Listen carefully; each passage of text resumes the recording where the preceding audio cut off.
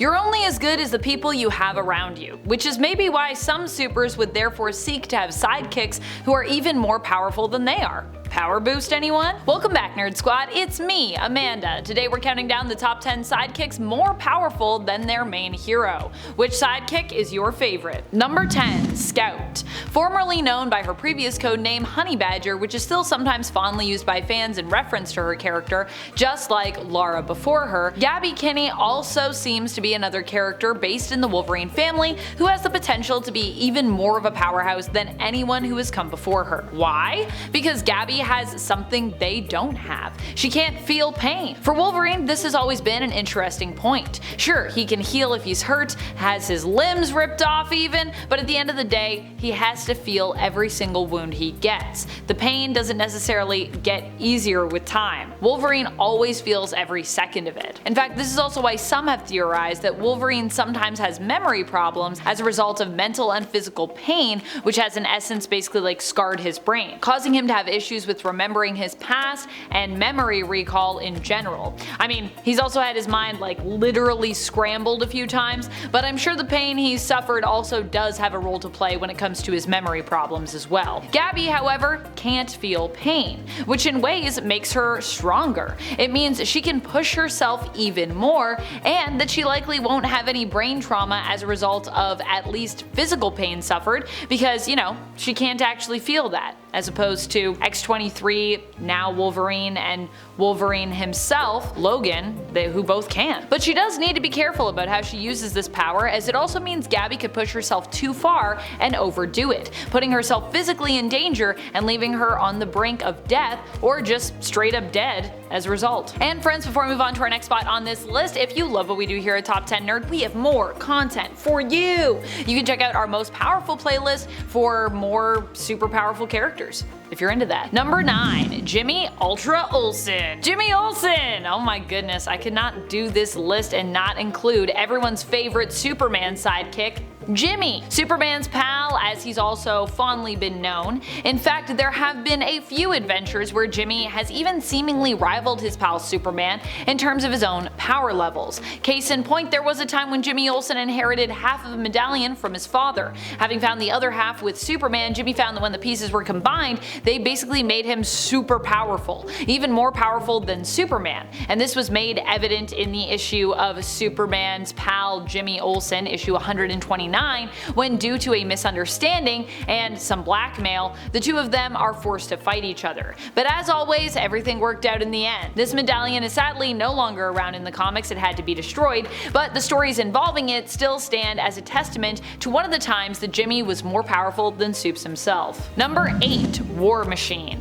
While Tony Stark might be one of the smartest men in the Marvel Universe, that doesn't mean that he can master every element of what it takes to be a hero. On the contrary, there are a lot of areas where Iron Man could actually probably use some improvement, to be honest. After all, Tony spent most of his life growing up in the lap of luxury, and while he still always had his own trials and tribulations as a person, he didn't necessarily have the same life experiences as, say, someone like James Rhodes. War Machine is, in fact, simply better at fighting and tactics in the field, I would say, than Tony is, due to his extensive military training and his career. You also need to add in the fact that Iron Man wasn't necessarily a pilot, at least I don't believe he was in the beginning in the comics, unless I'm missing something, when he started piloting his own Iron Man suit. Whereas Rhodey started already having like a bunch of experience and training in that area, so he actually started off with a pretty good understanding of how to best utilize his suit and fly it around. He also tends to wear armor more that's application is more focused specifically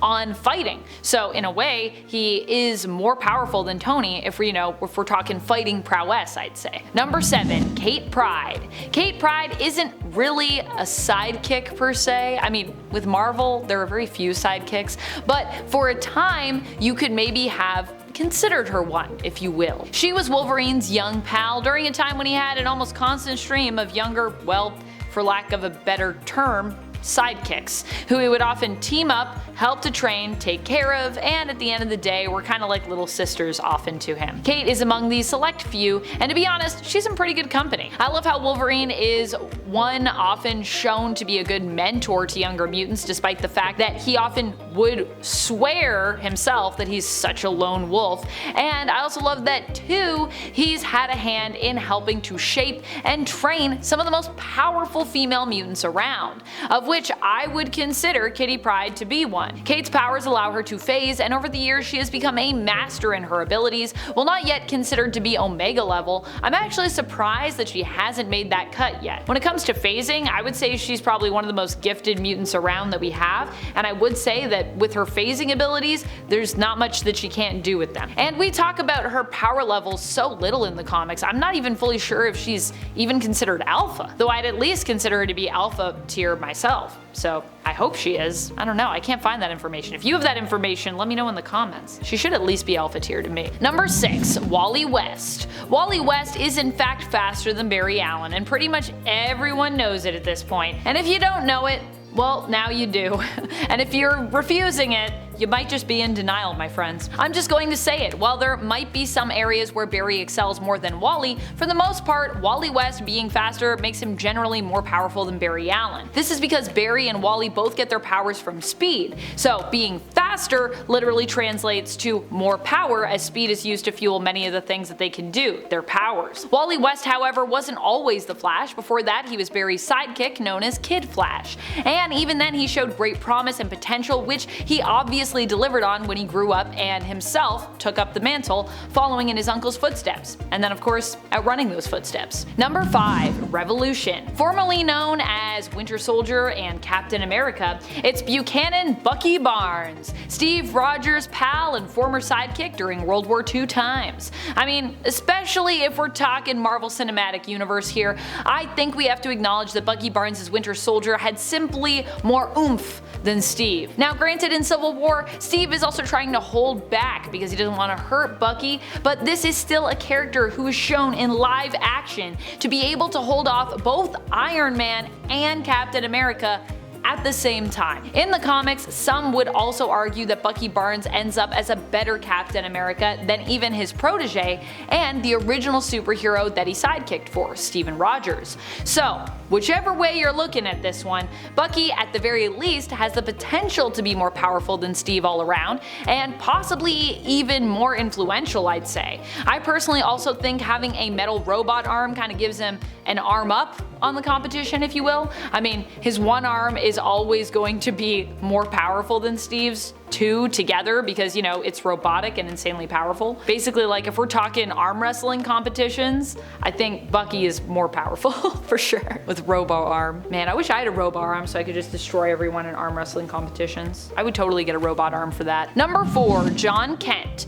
There are some who might want to fight me on this one, but at the end of the day, honestly, it's kind of the truth. So we can discuss it if you want. We can fight me. Let's fight. Let's go. Jon Kent is the son of Superman's Clark Kent and Lois Lane.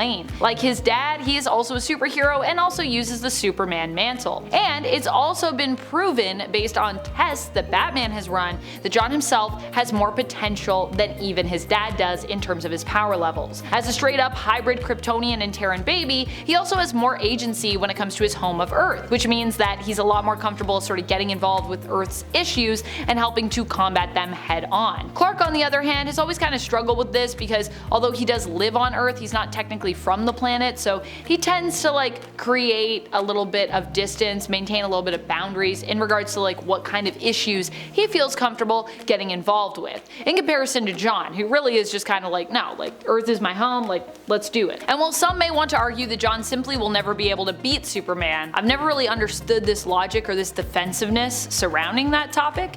As Jon's dad, it's only logical that Clark would actually want his son to be better than he is as time goes on, and to see him succeed and improve upon basically everything Clark himself has learned and done. Isn't that what most parents want for their children? So as fans of characters, isn't that kind of what we should want for their kids? I don't know. I just feel like we should consider what Superman would want for Jon and then kind of take that into consideration if we're a Superman fan. Number 3, Rogue. In the Fox films, Rogue and Wolverine have more of like a father-daughter relationship, and it's for that reason that I'm including them here. Even though sometimes they still had kind of creepy romantic moments, possibly inspired by their creepy romantic moments from the comics that they sometimes have, where they're less father-daughter and more, I mean, kind of just two people that didn't like each other and then did like each other and then had some sort of weird deep-seated lust for each other that we never really fully explored. But anyways, Rogue and Wolverine for the most part are given a father-daughter, mentor-mentee relationship in the films. Rogue's powers, however, I would say are just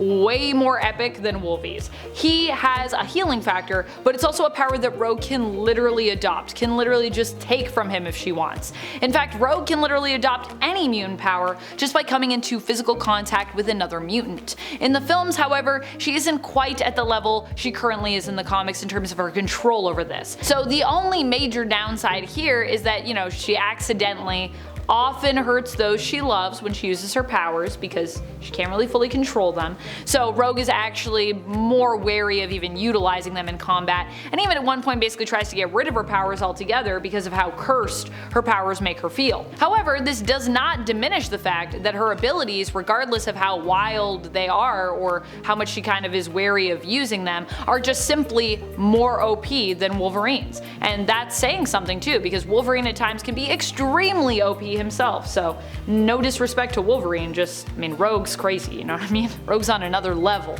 to me. Number 2, Tempest. Tempest is insanely OP in comparison to Aquaman, and that's not even me trying to take a swing at Aquaman. While he's been the butt of many jokes in the past, I actually think that Aquaman himself is a vastly underrated character, so I'm not knocking him, I'm just saying the facts. Because of course, that being said, Garth, who is known as Tempest currently in the comics but was previously known as Aqualad, the sidekick of Aquaman, just has more going on than his predecessor.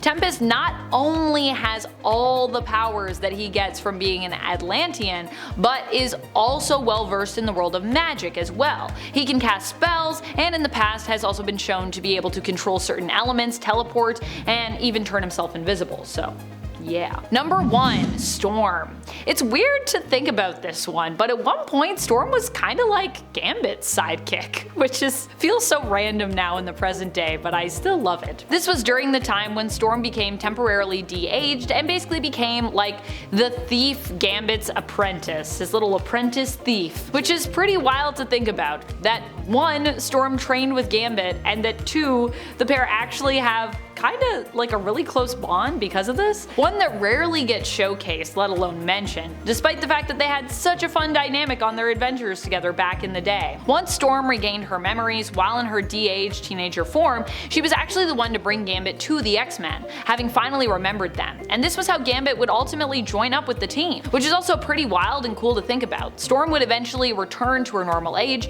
and I would say is hands down way more powerful than Gambit is now. Granted, once again, not to knock Gambit, because you know I love him. But this is also a duo that I would love to see return to action together for another team-up series. Because, yeah, it's just such a fun time. And why can't we have them do that in present day? You know what I mean? Anyways, what I'm saying is you should also go back and you should read the Gambit miniseries that just came out, where we get to follow them while they're teamed up together. It's super cute. I still have to read the final issue, but so far so good. That's all the time we have for this video. I hope you enjoyed counting down with me. I will see you next time, but until then, you stay nerdy, YouTube.